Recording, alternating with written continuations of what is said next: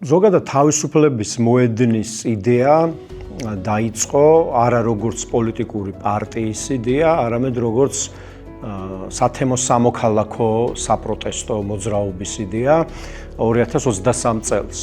თუმცა 2024 წელს ჩემთვისაც პირადად და კიდევ ჩემი სხვა მეგობრებისთვის ნათელი გახდა, რომ დრო იყო კიდევ უფრო მეტი პასუხისმგებლობა აგვეღო უშუალოდ ჩვენ და პირდაპირ ჩართულიყავით პოლიტიკაში. თვითონ თავისუფლების მოედანი ამიტომ იყო ერთგვარი პოლიტიკური რეაქცია იმ ავტორიტარიზმის მზარდ საფრთხეზე, რომელიც საქართველოში იყო ერთი მხრივ და მეორე მხრივ ეს იყო გამოხატულება ჩვენი უკმაყოფილებისა იმასთან დაკავშირებით, თუ როგორ მუშაობდა ოპოზიციური პოლიტიკაც საქართველოში. ჩვენ გვაქვს ამბიცია, რომ ჩვენ წარმოვადგენდეთ არა მხოლოდ საკუთარ თავს, იმიტომ რომ ვფიქრობთ, რომ რაღაც ვიცით, არამედ წარმოვადგენდეთ საზოგადოებას და საზოგადოება კარნახობდეს ჩვენ პოლიტიკას და ჩვენ ვიყოთ უბრალოდ ასე ვთქვათ, ინსტრუმენტი საზოგადოების წევრებისთვის, იმისთვის, რომ საკუთარი პოლიტიკური მიზნები განახორციელონ. ჩვენ თვლით, რომ შევთავაზეთ საზოგადოებას ისეთი პარტია, რომლისაც და რომლის წევრებისაც არავის არ შერცხვება. ჩვენი მთავარი კრიტერიუმი, როდესაც ამ პარტიას ვქმნით, სწორედ ეს იყო, რომ არ მიგვეცა საშუალება იმ პროპაგანდისა და ტროლების მანქანისთვის, რომელიც გააჩნია დღევანდელ მთავრობას, რაიმე შინაარსიანი კრიტიკა გამოეთქვა ჩვენს მიმართ. ყველა ის ადამიანი, ვინც დღეს წარმოადგენს თავისუფლების მოედანს, რამდენიმე რამით გამოირჩევა. ერთი, ისინი არ ყოფილან ხელისუფლებაში. მეორე, მათ აქვთ უზადო პროფესიული რეპუტაცია და ყველა ადამიანს გააჩნია ძალიან მაღალი პროფესიული შესაძლებლობები და უნარები თავის საქმეში და ყველანი არიან ძალიან გაბედული პატრიოტები და პოლიტიკაში მოსვლის გადაწყვეტილება მიიღეს ყველაზე რთულ დროს, როდესაც ჩვენთვის ნათელი იყო, რომ ეს არ იქნებოდა იური გასეირნება და ძალიან ბევრ რისკთან და საფრთხესთან იქნებოდა დაკავშირებული. იმისთვის, რომ გავიკეთებინა ინფორმირებული და რაციონალური არჩევანი, იმასთან დაკავშირებით მიიღოთ თუ არა თვითმმართველობის არჩევნებში მონაწილეობას, ჩვენ პირველი რაც გავაკეთეთ არის ის, რომ გამართეთ ჭიდა დებატები, რაც გულისხმობდა იმას, რომ ადამიანებს უნდა მოემზადებინათ ეს თემა, ნახათ მაგალითები, არ მოიყვანთ არგუმენტები და ერთმანეთთან შეგრძნებოდა ცივილური საუბარი. ის რაც საქართველოში მოხდება, ის არჩევნები არ იქნება, ხომ? ჯერ კიდევ გასული არჩევნები, აი ყველაზე ნეიტრალური დამკვირვებლების ანგარიშები რო წავიკითხოთ, ხო, იგივე EUTOS ანგარიში, ნახავთ რაოდენ მძიმე ვითარებაში იყო და ამას სამართლიანი კონკურენტული არჩევნები არ ერქვა.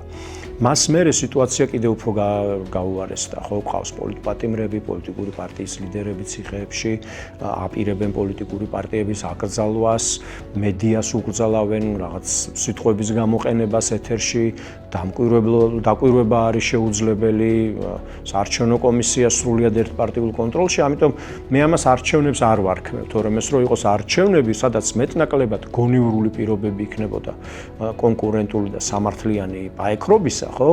რა თქმა უნდა, წავიდოდით აქ, მაგრამ ეს არჩევნები არ იქნება არჩევნები. ეს მტკივნეული გადაწყვეტილება იყო ახალი პარტიისთვის, რომელსაც დემოკრატიის ჯერა, არ არსებობს უფრო კარგი საშუალება საკუთარი თავის დამკვიდრების, ვიდრე არჩევნებში მონაწილეობა.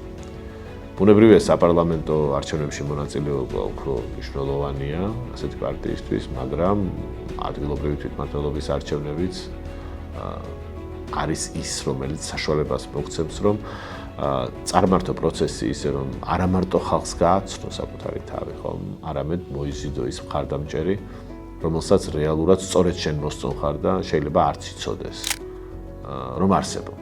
და ძალიან რთულია ხოლმე, ვთქვათ, იმასთან შეგუება, რომ იცი რა, ეს დემოკრატია აღარ არის და პარტიამ სხვა ფუნქცია უნდა შეასრულოს, ვიდრე არჩევნებში მონაწილეობა.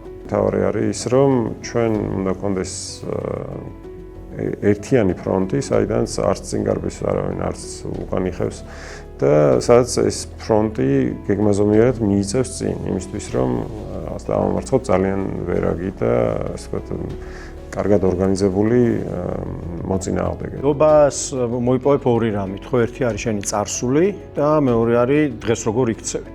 რაც შეეხება წარსულს, მე ვფიქრობ, თანმიმდევრულობა არის ძალიან მნიშვნელოვანი რამ. ნებისმიერ ჟურნალისტს, ნებისმიერ მოქალაქეს შეუძლია გადაამოწმოს ჩვენი ლიდერების და წევრების ბიოგრაფია და ის თუ სად იდგნენ, როგორ იქცეოდნენ და როგორ მუშაობდნენ წარსულში.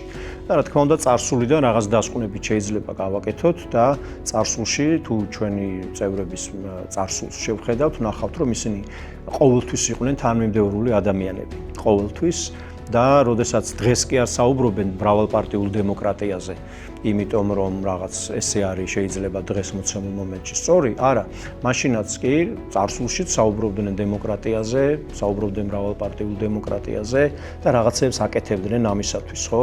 იგივე სხვა სფეროებზეც შეიძლება ითქვას. მეორე საკითხი ეს არის კომპეტენციების საკითხი.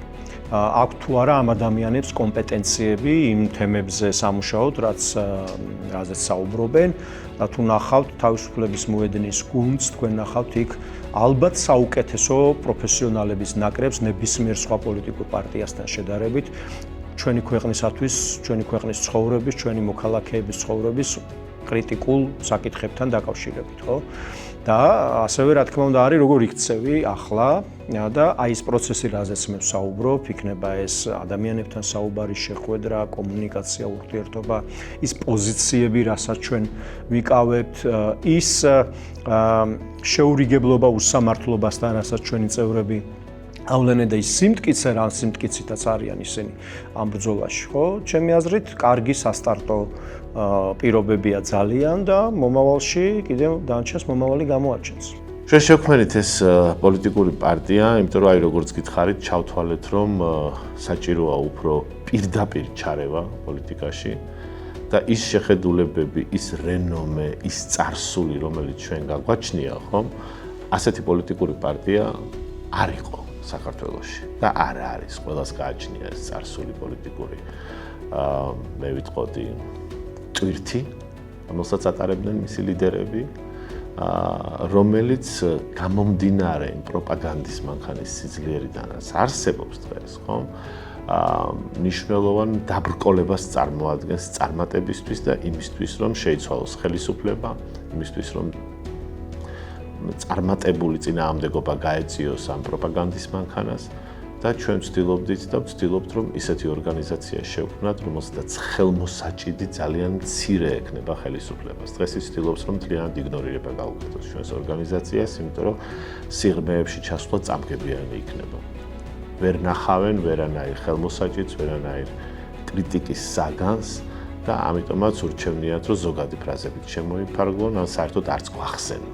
მე მგონია, რომ ჩვენ საკუთარი მაგალითით ვაჩვენეთ ის, რომ არ არის სირცხვილი იყო პოლიტიკაში და არ უნდა გაიქცე ამას. ანუ რა ვიცი, მე ბევრი მეკითხებოდა, რომ რაღაცა რა თქინდო და ან არჯობდა და თავისუფალი ყოფილიყავი და ასე შემდეგ და მე მგონია, რომ დღეს შეუძლებელია უბრალოდ ორგანიზებული ფორმის გარეშე მიაღწიო რაღაცას და ეს ჩვენი პირადი მაგალითების მე მგონია მნიშვნელოვანია საზოგადოების რაღაც ნაწილისთვის მაინც რომ თვითონაც გადაწყვიტოს რომ წავიდეს პოლიტიკაში.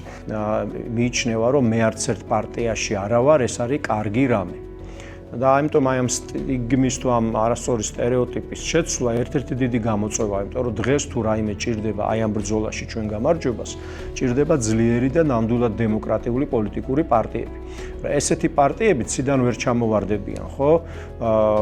ეს უნდა შექმნას საზოგადოებამ, ეს უნდა შექმნან ადამიანებმა, რომლებიც იტყვიან, რომ მარტო კი აღარ ვაპირებ ვიბრძოლო, არამედ ჩემ თანამოაზრეებს ვიპოვნი და მათთან ერთად უფრო ორგანიზებულად, უფრო სტრატეგიულად, უფრო ფოკუსირებულად გავაგრძელებ ამ ბრძოლას. ამიტომ ეს ერთ-ერთი დილემა ხარ დიდ ბრძოლაში, ერთი მხრივ, მეორე მხრივ არის არანორმალური პირობები შექმნილი აი ამ რეპრესიების გამო და აი ამ ორი მხარეს ორ ტალღას შორის შენ ასევე შენი გემი უნდა ააშენო ისე რომ არ ჩაიძირო და ეს ძალიან მნიშვნელოვანი და ძალიან საინტერესოა მოცანა. კარგი სახელმწიფო არის სახელმწიფო, რომელიც კარგ ექიმს პატივს მიაგებს და ცუდს არა. ამ შეიძლება პირიქით მოხდეს, ხო? მეკრთამე ექიმი უკვე ცხოვრობდეს, მეკრთამე მოსამართლე უკვე ცხოვრობდეს, ხო? ესეთი სახელმწიფოები არაერთია, ჩვენი სახელმწიფო ხო ესეთია. ამიტომ ის რომ დანარჩენ სფეროებში ყავდეს პროფესიონალი, კომპეტენტური ადამიანები და შესაბამისად ჩვეულებრივი მოქალაქის ცხოვრება იყოს უმჯობესი, ამისთვის ყველაზე მთავარი პოლიტიკოსია და პოლიტიკური საზოგადოება. აი ნახეთ თქვენ შეეხეთ საკითხს, რომ ამბობენ, რომ იმდენჯერ მოყატყუეს პოლიტიკოსებმა არავინ არ ენდობა. ეხლა მე ვიტყვი ისეთ რამეს, რომელიც ემოციურ დონეზე გასაგები არ იქნება, მაგრამ რაციონალურ დონეზე კი. ეს არის რომ რაც არ უნდა მოგატყუოს პოლიტიკოსმა, გირჩევნია იყოს რომ ბევრი პარტია და ბევრ პარტიას დაუჭირო მხარი, ვიდრე ერთს, რომელიც გეტყვის რომ ყველა ერთნაირია და რას იწუხებ თავს, იმიტომ რომ როგორც ეკონომიკასა და ბიზნესში მონოპოლია არის გამაუბედურებელი მომხმარებლის, ასევე პოლიტიკაში. და პოლიტიკა გაცილებით მნიშვნელოვანია ვიდრე ეკონომიკა. თუ კი ეკონომიკაში ცუდია რომ მართლა მარტო ორი ნაბიჯი არსებობდეს, ხო? ან მარტო PSP, რაფასაც უნდა იმას დაადებს, ხო? იგივეა პოლიტიკაშიც. ამიტომ რაც არ უნდა ცუდი იყოს მეორე მხარე, მაგრამ დაავერსი, ხო? მაინც გირჩევნია რომ ის არსებობდეს, იმიტომ რომ იმ PSP-ს მაგის ეშინია, ხო, იმან უკეთესი არ შემოგთავაზოს. რაც უფრო დასუსტდება მეორე მხარე ოპოზიცია, მით უფრო ნაკლები мотиваცია ექნება დომინანტ ძალას შემოგთავაზოს უკეთესი ხელფასი, უკეთესი პენსია, უკეთესი დაზღვევა, უკეთესი პოლიცია, უკეთესი უსაფრთხოება, იმიტომ რომ აღარ ეშინია კონკურენტის. აღარ ეშინია რომ შენ კონკურენტს იმ ძალას მიანიჭებ, რომელიც მას ჩაანაცვლებს. დღეს ოცნება ამას ქმნის. ჩვენ არანაირად არ ვაპირებთ დავრჩეთ ინტელექტუალთა მცირე წრედ, რომელიც შეიძლება საინტერესო იდეებს საუბროს, მაგრამ ძალა არ მოძდევს იმისთვის, რომ ეს იდეები პოლიტიკურ მოქმედებად გადააქციოს, ხო? თავისუფლების მოედნის ყრილობაზე, რომელიც ჩვენ ცოტა ხნის წინ გავმართეთ 8 მარტს და რომ არ დაგვარეგისტრირეს ორჯერ, მას მე იმ ადამიანებს, ვინც ამ ყრილობას ესწრებოდნენ, უთხარი, რომ თავისუფლების მოედანი უნდა იყოს ის პარტია, რომელიც საქართველოში ჩატარებულ ევროპარლამენტის პირველ არჩევნებში გაიმარჯვებს მეთქი. ეს დიდი ამოცანაა, მაგრამ ეს დრო არც ისე შორია და ეს არის ჩვენი ამბიცია, რომ ვიყოთ წამყვანი დემოკრატიული პოლიტიკური პარტია საქართველოს შიგნით, ეროვნულ დონეზე და ასევე შევასრულოთ ძალიან მნიშვნელოვანი როლი საერთო ევროპულ პოლიტიკაშიც. ფონდი, ასე ვთქვათ, ჩვენი წევრის ინიციატივით შეიქმნა, ჩვენი პოლიტსაბჭოს წევრის დავით ჯინჯარაძის, რომელიც ისე მოხდა, რომ ინგლისში სწავლობს და გაჩნდა ესეთი იდეა, რომ თავიდან, ასე ვთქვათ, საკუთარი ანგარიში გამოეყენებინა, მაგრამ მერე უკვე ეს ოფიციალურად დარეგისტრირდა დიდ ბრიტანეთში ასეთი ფონდი და პრაქტიკულად შეუძლებელია მისი ანგარიშების ან გაყინვა, ან რაიმე ფორმით მასზე ზეგავლენის მოხდენა და ეს არის ის ფონდი, რომელიც დაუბრკოლებლად შეძლებს ნებისმიერ ადამიანს, რომელიც დაჯარიმებულია, დაეხმაროს, იმიტომ რომ არსებობს უამრავი ფორმა თანხის გადარიცხვის, რომელზედაც ჩვენ სახელმწიფოს არ შეიძლება გააჩნდეს კონტროლი.